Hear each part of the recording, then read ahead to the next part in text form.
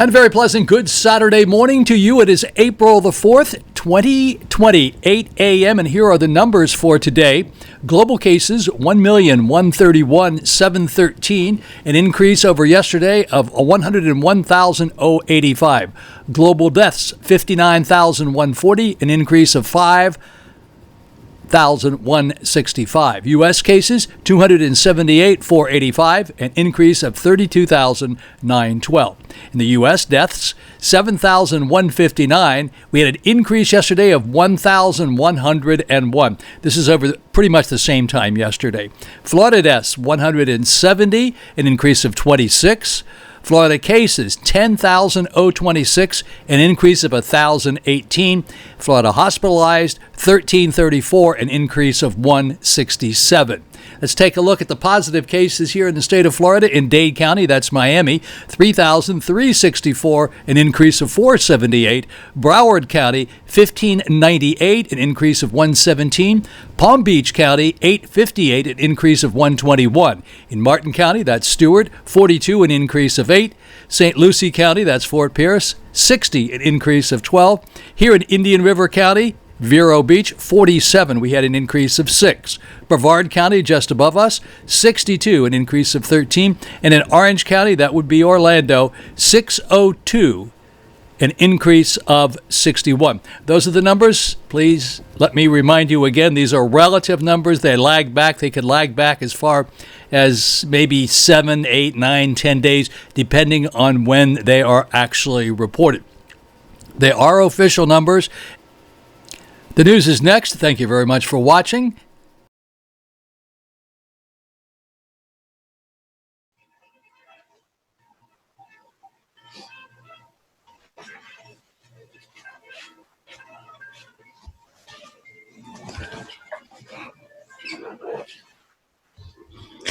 Good morning, everyone. It is Saturday morning, 8 a.m., April the 4th, 2020. So you see, you don't have to look at my Chrome Dome anymore, at least not today. I got my United States Marine Corps hat on, which I am very proud to wear, I might add. Looks like a very nice day outside. I'm going to tell you a little bit of a new format here. We're going to keep doing the same thing we did before. We'll start out with the numbers. We'll switch. The numbers take about 2 minutes. Then we'll switch to the news, and I'm going to try to keep it very much to COVID-19 events that are taking place, or recent news relating to it, or Treasure Coast news, or Vero Beach news. And then the last segment will be the segment about businesses open, businesses closed, health, and all that sort of thing. The last segment I might only do every couple of days. And then so for you folks who watch it all the time, which I very much appreciate you doing so, when you get to that part, you probably don't need to look at it unless I tell you in this part that there's something new has been added there. And if you're brand new, you might want to watch the whole thing just to see what's going on. So remember those stranded ships in Fort Lauderdale, or off the coast of Fort Lauderdale? Well, we're getting new information. It's coming to us by way of those ships. Numerous people tested positive for COVID-19 on the ships, displayed no signs whatsoever of illness. This tells us many things about this virus. There are a lot of unsuspecting people out there that are carrying this virus and showed no signs, and are showing no signs of having it. So how do you know? I mean, you could go out. You're not supposed to go out, and we don't want you to go out. But if you do go out and you come back, you're fine. Say, well, I wasn't so bad. Nothing happened to me. I'm in good shape, and I feel better than I did before because I was able to get out. And guess what? You may be carrying the virus. That is not a good thing. You bring it back to your family. If you have older people like me in your house, I might get it and we would have no idea. You probably got it from the food that we brought in or something like that. So suggestion is, as you know, we keep saying this over and over and over again, please, please, please stay home. Don't go out. There's no point in doing so. And remember, even the people who come in may be carrying it in because they can be very unsuspecting type people. Now, they did suggest yesterday total change. Originally, the government said wearing scarves if you weren't sick wouldn't prevent you from getting sick. Bad news, now we have new news. Scarves. Breaking news yesterday, the government now is recommending we wear scarves to cover our nose and mouth until this COVID-19 virus subsides. This is a distinct change from previous recommendations. So you can get a scarf. I showed you yesterday what I put up for myself, but you can get a scarf. I used a little cummerbund that I had and wrapped that around my face when I went out. I didn't go out very much yesterday, but just a little bit.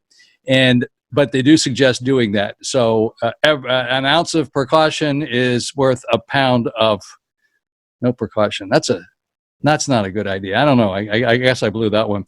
By the way, there are still a bunch of businesses open here, and as I said before, I'm going to tag these onto the end. But Home Depot, Office Depot, and Staples, those will remain open. If you have technical needs, like you need to get stuff for your computer or things like that, they're open, and I'm going to, in the future, tag those at the end.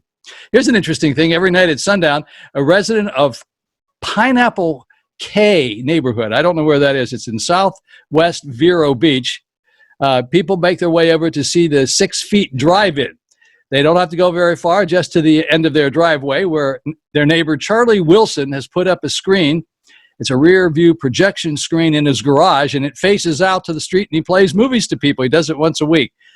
Last week, his feature film was My Cousin Vinny, which is kind of a cool idea. Everybody's coming up with neat little new ideas. I don't know if that's the same Charlie Wilson whose family used to have Channel 34. Very well may be.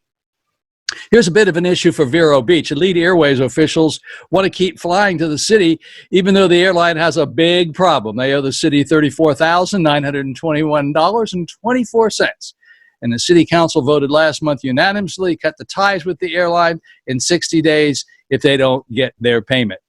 Well, I understand $34,000 is a lot of money to all of us, of course. And right now, we probably don't really even want the airline flying in here from Newark, New Jersey, of course. But let's suppose we're back to normal. We got to figure out a way to work with that, because it's a great connection. A lot of my friends use it to fly up to North Carolina, and they like to fly into Jersey. I think it's a really good idea. We got to figure out a way to work with that. It's sometimes there's a lot more important things than the money that's involved. I mean, surely they'll be able to figure out a way to come up with the money, and I think that cooler heads could prevail if they were able to sit down with them and say, look, obviously you have a problem. Is there some way we can work this out so that we can eventually get our money but keep you flying and keep passengers coming in from up north? We don't want them now. No. I'm not suggesting we need the passengers flying in here from up north right now, but in the foreseeable future. It just happened to be in the news, and I thought it was something you ought to know about. About these ventilators. Here's a group of scientists and engineers and doctors up in Illinois, and they focused on designing a simple emergency ventilator. It's something that could be scaled down to production. It's really, really simple. It doesn't require any electricity or any motors. It gets its oxygen and so forth from the oxygen system in the hospital. More than 40 engineers, doctors, and medical professionals worked on this thing for a couple of weeks, and they came up with this little small device. It's about the size of a bread box. Scratch that. It's about the size of a loaf of bread. That's even smaller. And it seems to work really well. And as I recall, as I try to get to the next page here, it's operated for more than 75 hours with 175,000 breathing cycles. And it wouldn't take very long to get it up to full-time production and get it out on the market, which is like really a great idea. Weather report for our area, that would be for Vero Beach for today, Saturday. High of about 83. Sunshine and a few afternoon clouds, high about 83. Winds southeast at 20 miles per hour. It was about 62 degrees first thing this morning. Tonight we'll have a low of about 63. Here's something interesting, again, that I didn't know about. These numbers may sound strange to you, but in my previous segment on numbers, I give you the numbers of the deaths and all that sort of thing, and I don't like to be doom and gloom here, but here are the number of people who up until recently have died in the United States, 7,087. But in Italy, 14,681. In Spain, 11,198. In Germany, 1,275. And in China, are you ready for this?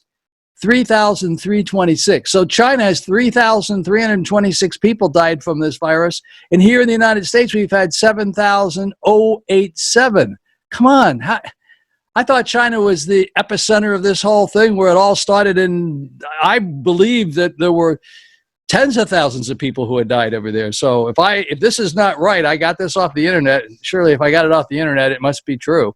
Oh, yes, one other thing. I want to mention the fact that, and then in the future, I'm going to add these restaurants in the end, but Francesca's Italian Restaurant here in Vero Beach. It's over, if you know where Kilwins is, the Red Onion, it's in that shopping plaza on the beach. And they've been here for, I'd say, just about 6 months right now. These folks, it's a family. They own a number of Italian restaurants in Penn State, up at Penn State University in Pennsylvania. Then they went to Orlando, and they had a couple of restaurants in Orlando, and they decided they wanted to raise their family here in Vero Beach. Daughter happens to be Francesca, and so they opened the restaurant there. It's a terrific Italian family. The food is fantastic, and of course, they're doing curbside pickup and so forth and so on. Chef, Massimo, Massimo, I hope I pronounced your name right. He's there all the time. He's the only chef in the kitchen. He wears gloves when he's preparing all the meals, and he will continue to take all the precautionary measures as recommended by the CDC. And what you can pick up from him is fresh homemade meatballs, fresh homemade bread, homemade sauces, homemade pizza dough, and fresh homemade desserts.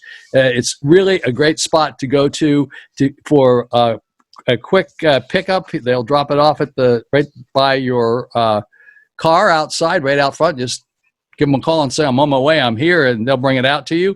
And their phone number is 772-257-5540. Francesca's Italian Kitchen. Okay, that's all for the moment for this Saturday report. If I come up with anything more throughout the day, I'll be happy to give it to you. At least you didn't have to look at my Chrome Dome, and you can see my United States Marine Corps hat on, as I said, I'm very proud to wear. I hope you have a really, really great day. If you like this video, give me a like. And if you would like to subscribe to the channel, hit the subscribe button, and every time a new one comes out, you will get it if you want. You can unsubscribe anytime you want. It doesn't cost anything, and I don't get paid anything to do this. Have a really great day.